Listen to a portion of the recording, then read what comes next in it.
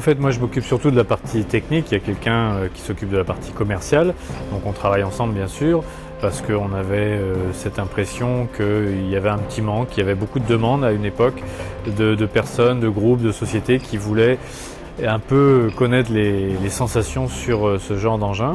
Ce qui se passe dans l'automobile où il y a des sociétés qui s'occupent de stages comme ça où on fait rouler des groupes naturellement individuellement mais dans des voitures de course. Là il s'agit de faire naviguer des groupes de 8-9 personnes sur des trimarans de course qui apportent vraiment pas mal de sensations.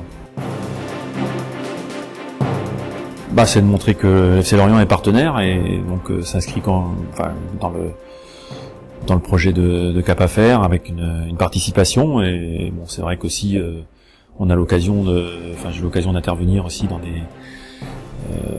auprès d'entreprises quelquefois, donc ça peut être aussi intéressant de mettre en parallèle le monde de l'entreprise et le monde du sport, puisque les problèmes sont similaires et sont exacerbés dans le football professionnel, avec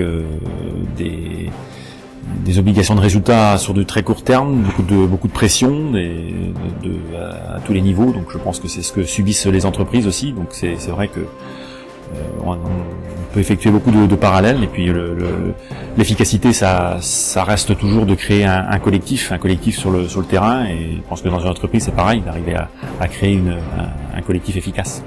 Je pense que Lorient a vraiment des outils pour. On bénéficie quand même de pas mal d'éléments pour amener des gens ici. Il y a l'aéroport naturellement, il y a le TGV, il y a la rade de Lorient, maintenant il y a la cité de la voile, il y a tout un ensemble qui peut vraiment intéresser des groupes pour changer un peu des destinations habituelles que sont Cannes ou le sud de la France éventuellement.